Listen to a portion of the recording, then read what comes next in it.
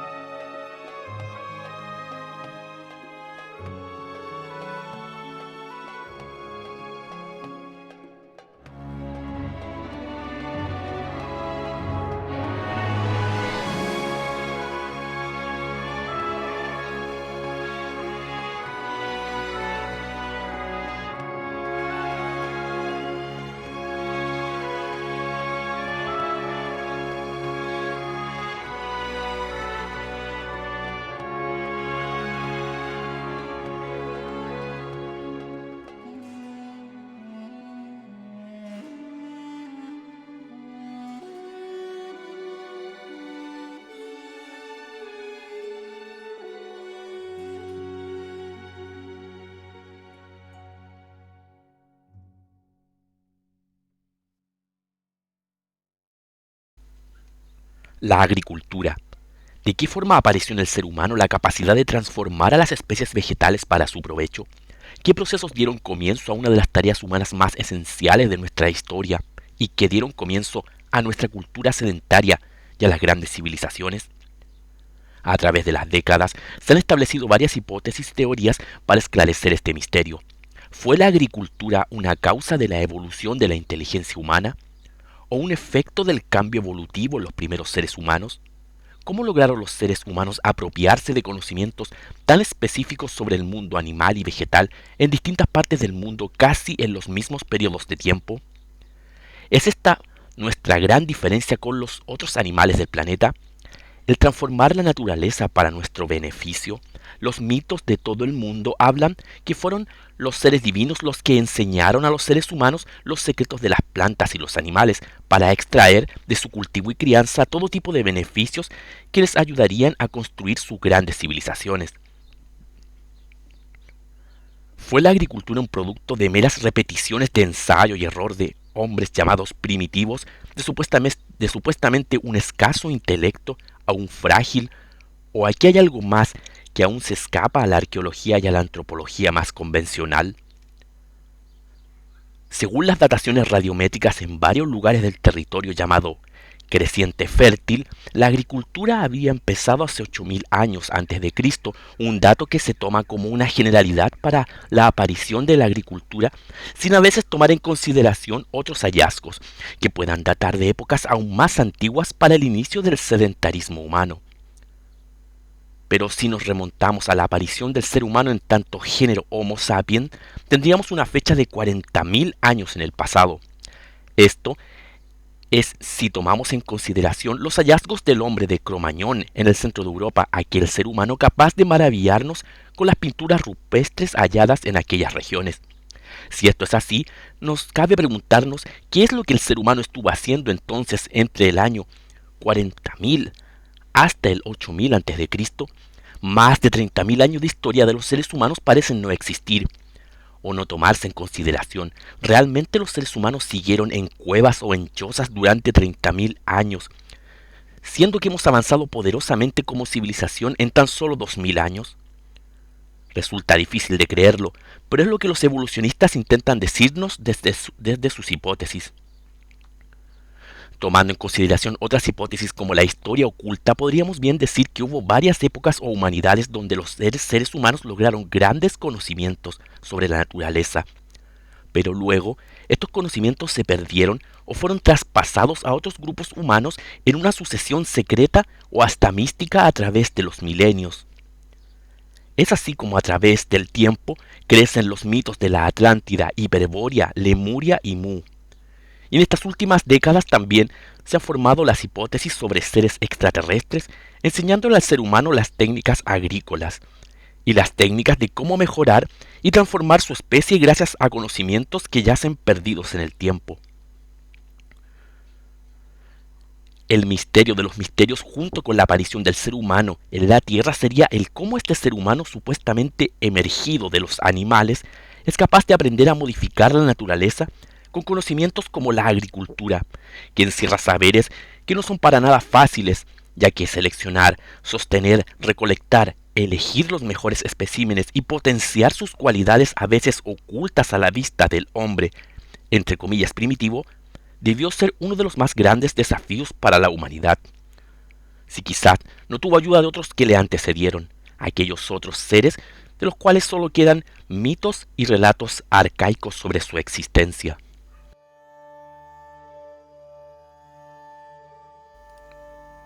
El desierto del Sahara es uno de los desiertos más grandes del mundo, con 9 millones de kilómetros cuadrados de superficie, extendiéndose desde el Atlántico hacia el Mar Rojo frente a Egipto.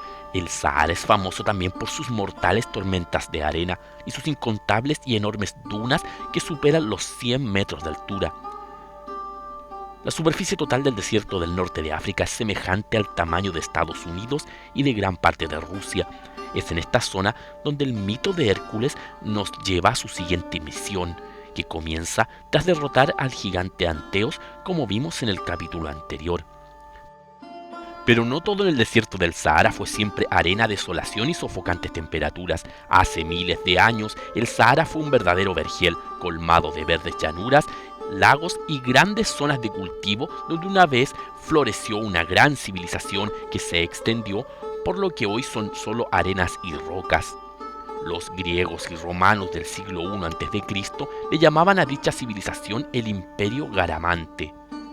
El nombre Garamante aún no lo es del todo claro. Algunos dicen que significa simplemente los de las ciudades, otros que alude a los llamados hombres sagrados u hombres apartados. Desde los años 60 que se han venido descubriendo entre las arenas del Sahara las ruinas de lo que fueron algunos de los centros más urbanizados de las ciudades de los Garamantes, en especial Germa o Gamara, ciudad central de esta cultura sedentaria ya desaparecida, que se encuentra en lo que hoy es el sur de Libia y que por la dictadura de Gaddafi y revueltas posteriores ha sido complicado investigar aquella cultura perdida de manera segura en aquella región. Solo en el 2012, arqueólogos de la Universidad Inglesa de Liechtenstein, mediante inspección de fotos satelitales en lo profundo del Sahara, descubrieron gran cantidad de estructuras milenarias que podían aludir al pueblo garamante. Entre ellas, encontraron verdaderos palacios, fuertes, perímetros de cultivo, zona de templos, altares y cementerios. Solo hasta hace muy poco se ha permitido realizar excavaciones en el lugar, dando paso al descubrimiento de toda una compleja red de ciudades que yacen en ruinas abandonadas y que una vez pertenecieron al poderoso imperio del Sahara. Muchos de los investigadores de la Universidad de Liechtenstein comparan a aquel imperio como una enorme red de castillos feudales, tal cual ocurrió en la Europa medieval. Hasta la fecha actual se siguen rastreando y siguen apareciendo más y más de estas ciudades perdidas interconectadas entre sí, de un reino que gobernó todo el norte de África hace milenios y que hasta hace pocas décadas había permanecido oculto a nuestra historia. Dicho imperio subsistió por varios siglos hasta entrado el siglo VI de nuestra era mediante un complicado sistema de regadíos llamados fogaras, que eran canales de agua que canalizaban el agua de enormes lagos subterráneos que contenían la llamada agua fósil, o depósitos de agua de hace miles de años que aún se encuentran por todo el subsuelo del Sahara.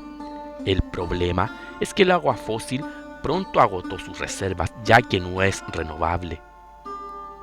Se especula que el origen de los garamantes se origina en confederaciones de fenicios que luego se extendieron por el Sahara. Otros hablan de que fueron llegando gracias a los viajes de Hanón el navegante, un gran marinero de Cartago, aquella ciudad fenicia, que en sus viajes ingresó por el Atlántico a dichas tierras en el siglo VI a.C., pero todo registro anterior a estas leyendas y relatos están completamente perdidos en el pasado. Mucho menos se ha podido descifrar el idioma de los garamantes grabado en grandes peñas junto a increíbles dibujos rupestres que muestran la exuberante flora y fauna que una vez cubrió toda la región del norte de África. Los caracteres encontrados aún están sin descifrar. Ni siquiera los pueblos nómades que transitan por el desierto, que descienden de los antiguos garamantes, aquellos famosos bereberes, son capaces de comprender dicho idioma, aunque ellos hablen una lengua tardía parecida a la de sus ancestros. Estos jeroglifos han sido también encontrados en España, Francia e incluso las Islas Canarias. ¿De dónde venía esta lengua perdida tan parecida a los ideogramas sumerios, hebreos e incluso de algunos pueblos de Asia? Hasta no hace mucho, científicos han encontrado en aquella región más restos humanos en lugares y estratos donde se buscaba hallar supuestamente restos de dinosaurios, haciendo que la geografía y los estratos de sedimentos tengan que ser reevaluados en sus fechas. También tenemos como un vestigio de aquel pasado enigmático milenario del Sahara a las impresionantes pinturas rupestres de la región del Tassili en la vecina Argelia, que en medio de profundos y áridos desiertos también nos cuenta de la abundante riqueza natural que ahí existía hace milenios, y de un reino perdido que ya dominaba la rueda y otros implementos modernos para la época. Nadie sabe con certeza quiénes eran estos primeros seres humanos y su origen, pero lo que más ha despertado suspicacias en los investigadores alternativos de la llamada teoría de los antiguos astronautas es la rareza de algunos petroglifos que aparecen en esta región, emulando quizá a escafandras, naves espaciales, supuestos secuestros de seres extraterrestres a humanos y hasta figuras de lo que podría ser seres venidos de otros mundos. Entre ellos destaca el famoso dios marciano, apodado así por dichos investigadores, quienes creen que ahí, hace miles de años, floreció un laboratorio biológico cultivado por seres venidos de otros mundos, que luego se marcharon dejando aquel lugar para aquellos humanos que ellos mismos habían venido a dejar ahí.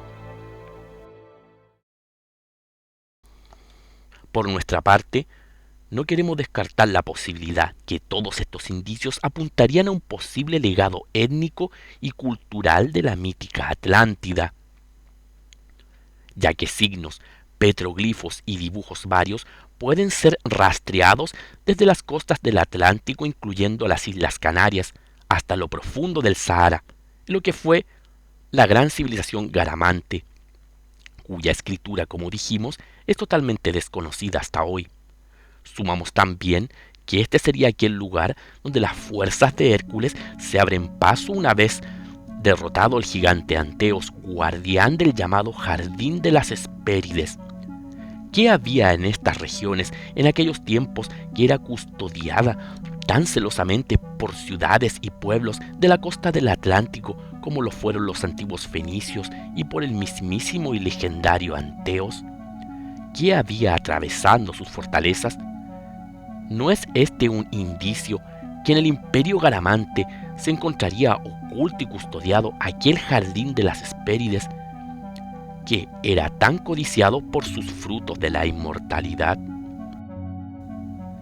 Decodificando el mito de Hércules como lo hemos venido haciendo hasta ahora, podemos darnos cuenta cómo a medida que Hércules se traslada hacia el oeste, sus hazañas relacionadas a gigantes guardianes, a animales para el ganado y así también a lugares relacionados con la agricultura van en aumento, como si entre líneas el héroe en sus trabajos fuese la pesquisa de recursos que aquellos hijos de la Atlántida tuvieran para sí en abundancia y que las fuerzas del héroe buscasen arrebatarles como si fuese el más preciado de los tesoros, No es menor pensar que todos esos recursos mencionados fueron, para esa época, los más vitales tesoros que un reino o un imperio pudiese poseer.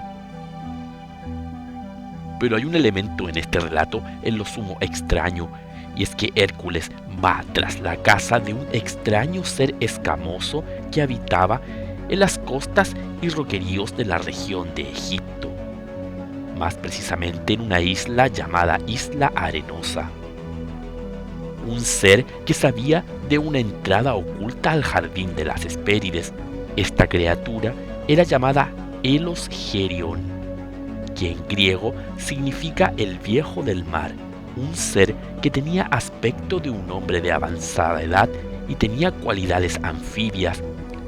Elos Gerión es también mencionado por varios poetas y escritores griegos posteriores con otros nombres y atributos de los dioses y semidioses del mar de las mitologías griegas, como lo son Tritón, Ceto y Nereus, entre otros.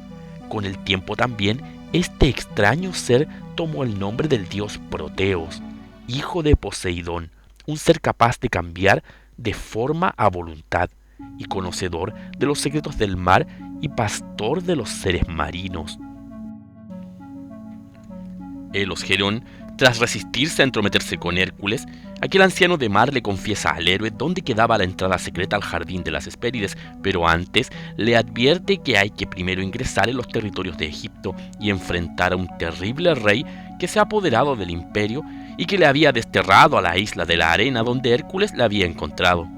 La mención de aquel misterioso rey y del papel futuro de Elos Gerión en esta trama encierra aún más indicios sorprendentes que aluden a aquella raza primigenia ayudadora de la humanidad, la cual analizaremos más detenidamente en el próximo capítulo. Proteos significa también el primigenio, el antiguo y el dominador de todas las formas. Notemos también cómo la palabra proteína deriva actualmente de esta palabra, aludiendo a aquellos compuestos que los seres vivos forman para estructurar sus cuerpos y son esenciales para toda la vida en la Tierra. Extrañamente, aparece esta criatura en medio del trabajo de Hércules, un ser que parece no encajar con todos los relatos anteriores por su gran peculiaridad. Notemos cómo en la gran mayoría de las antiguas leyendas y mitos del mundo antiguo se habla de estos seres escamosos, dominadores de las formas y poseedores de grandes conocimientos como los maestros de los primeros seres humanos tras el gran diluvio universal. ¿Es Proteus el famoso Oanes de los sumerios? ¿Es también la serpiente arcoíris de los australianos y de otras civilizaciones que hablan de estos seres como sus fundadores? ¿Es aquel dios pez sabio enviado de los dioses de los cuales hablan, como ya dijimos, los sumerios? ¿Es esta alusión a aquellos grandes científicos que sobrevivieron al gran cataclismo llamado diluvio y emergieron de los mares para ayudar a construir los imperios de la humanidad sobreviviente? ¿Seres reptilianos venidos de otras dimensiones o de otros mundos, o grandes sabios y sobrevivientes de aquel mundo ya perdido? Las preguntas, como vemos, se multiplican a medida que ahondamos en la decodificación de uno de los mitos más importantes del mundo antiguo. Pero antes de ingresar al jardín de las Hespérides, Hércules deberá enfrentarse a una batalla sin igual contra el gigantesco Atlas, descendiente de los temibles titanes, y a los primeros reyes legendarios de Egipto, aquellos reyes que también coinciden en su aspecto con aquellos misteriosos seres reptilianos sobrevivientes de la Atlántida. Esto y otros grandes misterios en nuestro siguiente capítulo. Un fuerte abrazo y hasta el siguiente video.